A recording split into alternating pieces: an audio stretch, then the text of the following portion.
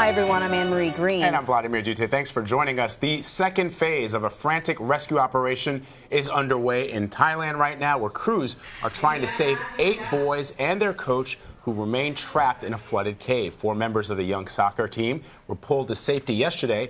They were stranded in the cave for more than 2 weeks. Navy SEALs, international diving teams, and military crews are helping navigate the cave and rescue the boys and their soccer coach. Heavy downpours, though, in northern Thailand have affected the latest efforts. Authorities say that they're continuing to pump out water from the cave so crews can reach the group.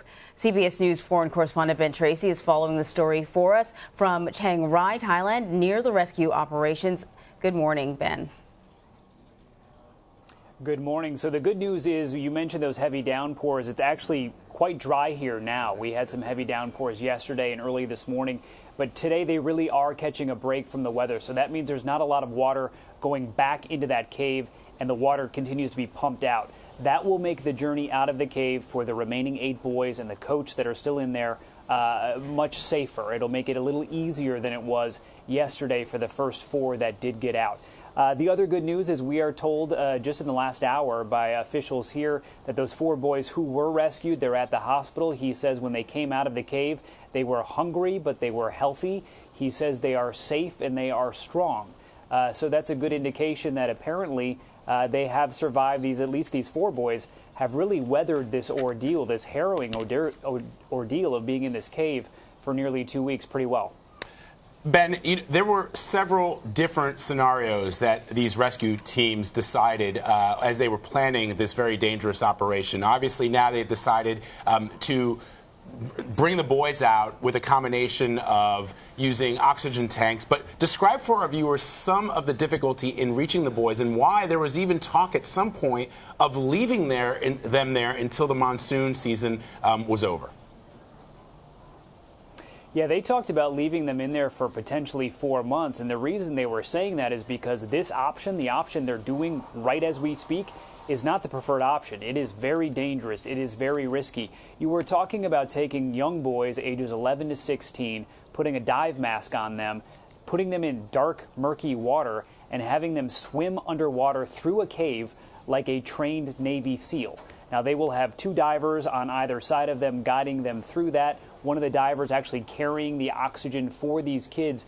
But we can't understate how dangerous this is. And the fact that 4 of them actually survived it is pretty amazing, because keep in mind, just last Friday, a volunteer former Navy SEAL died inside that cave doing this very same thing.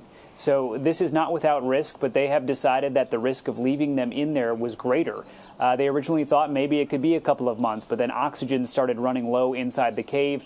They worried that if the cave floods again, the little piece of real estate that they're currently clinging to would get smaller, as small as 108 square feet, and that they just might not be able to survive that and would actually drown. So this is the option they're going with now. So far, so good, but a lot of work to be done. So you talked about how nice the weather is now, but I know it was raining overnight. And what's the forecast in the coming hours or the coming days?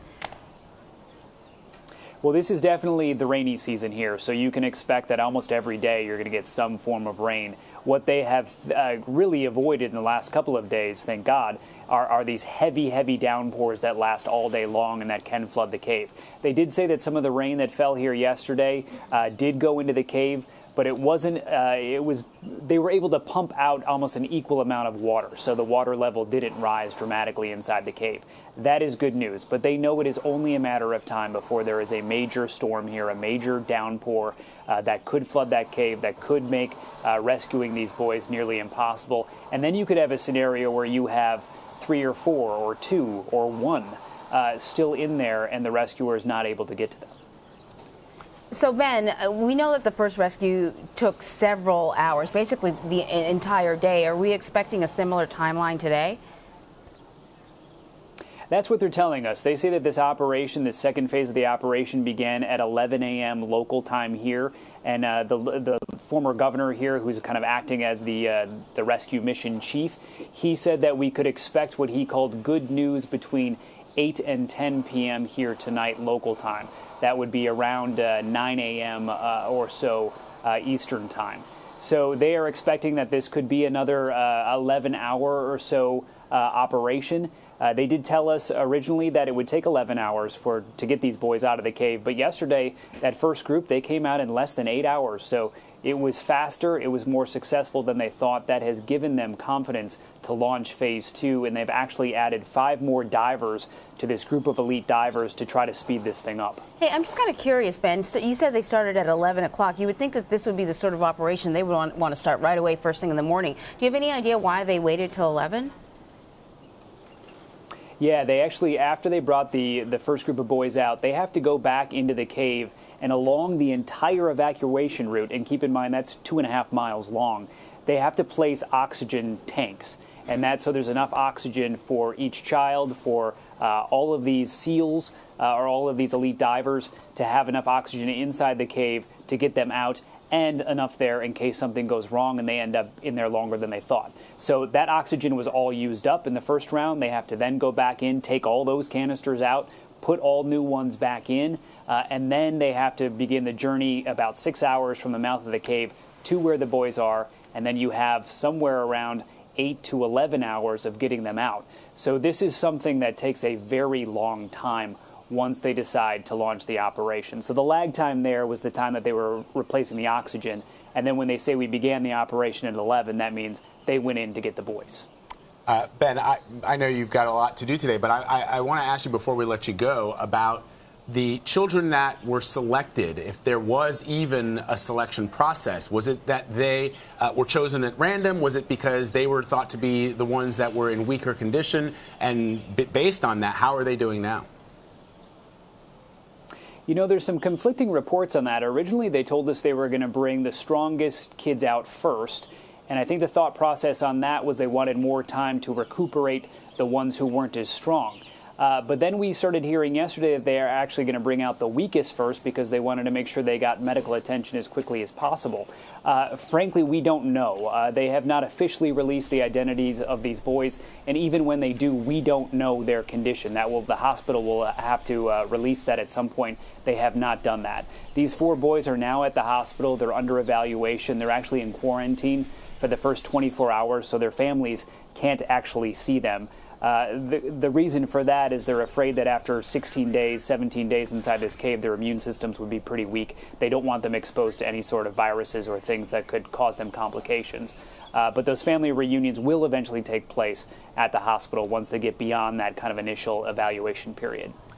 I do know, Ben, one of the reports that I read, perhaps in the New York Times, was that because a lot of people don't even realize that it took several days for people to even realize that the boys were missing along with their coach, and then another couple of days before they actually located them. And yet when they were located, the boys were in good spirits. Those are some of the reports that came back to us, and we just saw some of the images there. Certainly for their families, it must be heartbreaking, but what have you heard about how they're actually doing inside the cave? Yeah, I mean, the glimpses that we've gotten are fairly positive. I mean, you saw that video when the rescuers first found them of the boys, and there were moments where they were smiling. There was even one where they were all introducing themselves and saying they're in good health. And one of the youngest boys, this little guy, he said, "Hey, you forgot about me," and then the camera pans over to him, which was kind of a nice moment to see that they were still acting that way, acting like children. And then I think the other glimpse that we've gotten that's maybe more significant just came the other day when the boys inside the cave wrote letters to their parents that were carried out by divers. And when you read those letters, they are talking about things like, when I get out of this cave, I want to eat fried chicken. Tell the teacher not to give me too much homework. Make sure you don't forget my birthday party.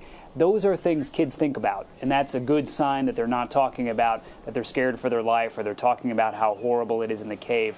They're clearly focused on things that you would expect kids to be focused on. Yeah, that's definitely sort of something positive. We're going to talk a little bit later on about the psychological impact of going through something like this.